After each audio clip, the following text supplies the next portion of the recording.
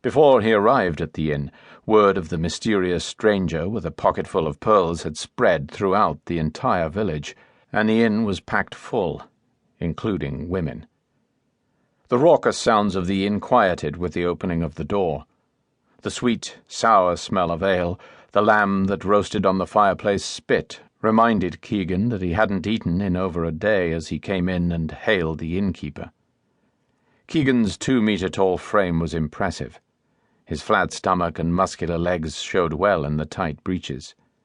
The ruffled shirt set him as a man of wealth, one that did not have to count on the sweat of his brow or the breaking of his back to make a living. The most striking features about him: long lashes that framed soft, sensitive-looking brown eyes that danced with mischief when he spoke, a square, masculine jaw, and a mane of shoulder-length black hair brushed carelessly back away from his face, with a stray tendril of it escaping and falling over his forehead. Every man and woman watched in rapt attention as he paid for his room with a perfect orb from the pouch hanging from his neck. Leery of him, the villagers didn't approach, but sat a ways off, just watching and whispering. After Keegan finished his meal of fresh fish, slightly underdone to his requirements, he got up to go to his bedchamber. Nodding a good evening to everyone, he moved across the inn's common room and up the stairs. His progression made very little sound except for the occasional squeak of a loose board. Unusual for his size and the boots he wore. The grace of his movement, quick and smooth as if moving effortlessly through water. He smelled clean and a little salty like the sea air as he passed, taking with him the rest of the bottle of wine and the glass he had been drinking from. The women watched him with eyes like embers in a smouldering fire, breasts heaving as they took in a breath, and the men noticed.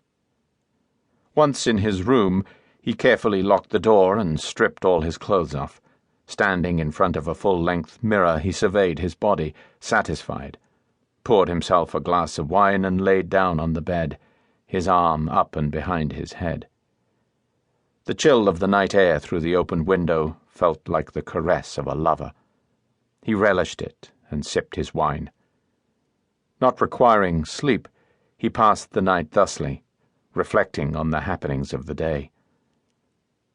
The next morn, Keegan walked about the village, where he inquired about any lands by the sea that might be for sale. Village gossip travelled quickly, and soon rumours of him being a prince in exile excited the population, and people were clamouring for his attention. Eager to curry favour, they gave him any information they could. One parcel of land in particular piqued his interest. If, as reported, it was practically on the beach itself.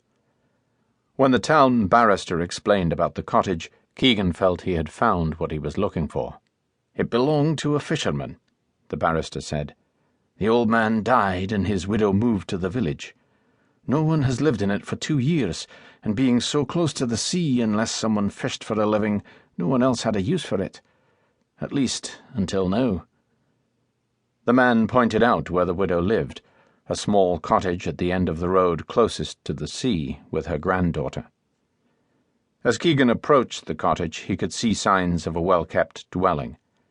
The yard was neat, and the fence along the front and side had no missing pickets. The thatch on the roof was fresh and trimmed, the whitewashed walls freshly painted. Looked to Keegan like a man had more than a passing interest in the place's upkeep. He knocked on the door, and a beautiful, red-haired young woman answered. She only opened the door a wee bit and peered around it. "Can I help ye?" "Aye, indeed you may, if you're Mrs. MacDougall's granddaughter." "That I am. What you be a-needing me for?" "Actually, it's your grandmother that I be looking for." "May I see her?" "My name's Keegan. I'm new here. I want to talk with her about the old cottage on the beach." "I'll see if my gran's awake."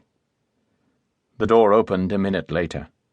Only this time it was opened wide, and the young woman stepped back and gestured for him to come in. "Please understand," the young woman said.